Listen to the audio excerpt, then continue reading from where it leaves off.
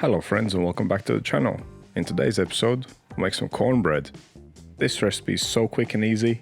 Serve it up with your favorite chili, and the best thing about it is that you can make this a lot quicker than your favorite chili. But of course it doesn't have to be enjoyed alongside the chili. You could even eat it as is. You can make a sandwich out of it, or you could make little individual cornbread muffins and top them with a savory cream cheese frosting. You know, as always, I just give you the base, the rest is up to you.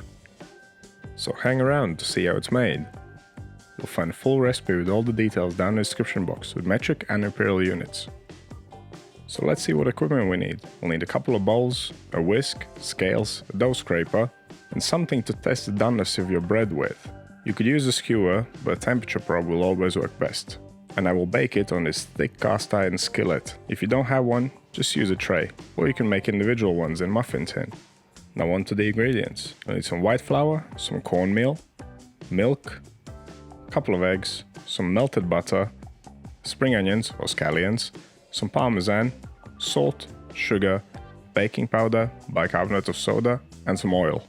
Now before you do anything, you want to preheat your oven to 190 degrees Celsius, fan off. Do it at least 40 minutes ahead of time. Now grab your baking vessel and grease it with some oil. It doesn't have to be a lot of oil, just a thin coat will do. And this cast iron skillet is perfect for this recipe. And for most bread recipes really. It's thick and heavy, and it holds the heat really well. And if you're interested in getting one of these, I have a link down in the description box. And once you've finished greasing your pan, put it in the oven. This also has to preheat. Now we can start making our dough. Now get both of your bowls. In the first one, we'll combine the dry ingredients. In the second one, we'll combine the wet ingredients. So you want to mix the flour, salt, sugar, baking powder, bicarbonate of soda, then the cornmeal, the parmesan, and the spring onions. And that's your dry ingredients. Now in a separate bowl, you want to combine the milk, the eggs, and the melted butter. The reason why we're combining these separately is because we're using baking powder and bicarbonate of soda. It is those two things that make the bread rise. But in order for it to rise, those chemicals need to be activated, and we activate them by adding liquid. So if we combine everything too early, then the reaction will finish and the bread will not rise very well. And that's why you want to mix your dry ingredients and wet ingredients separately, only then combine them and get them in your pan as quickly as you can. So make sure that everything's mixed well in the separate bowls before you combine the ingredients. You want everything to be distributed evenly before you mix them together. And the whisk is really the best tool for this job. Now you mix this dough until you don't see any more dry bits, and then mix a little bit more.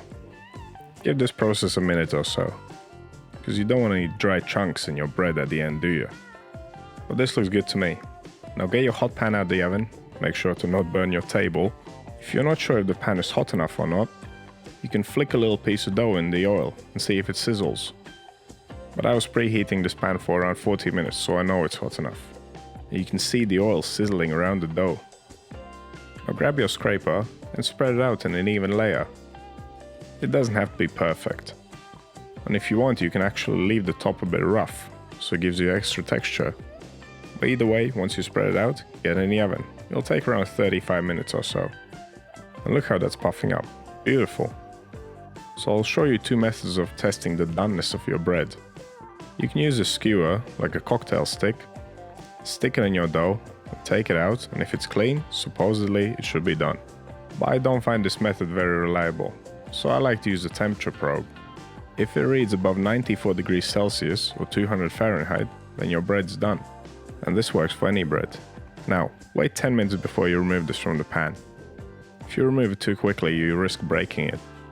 But that's your cornbread. Like I said, super quick and easy. And you can customize it with different additions, different cheeses, different herbs, but that is up to you. Let me know about your favorite cornbread down in comments. And also if you have any questions or suggestions, drop them down there as well. And click that subscribe button for many more bread videos. I not only teach recipes, I also show you bread baking principles on my channel. Thank you for watching, and I'll see you in the next one.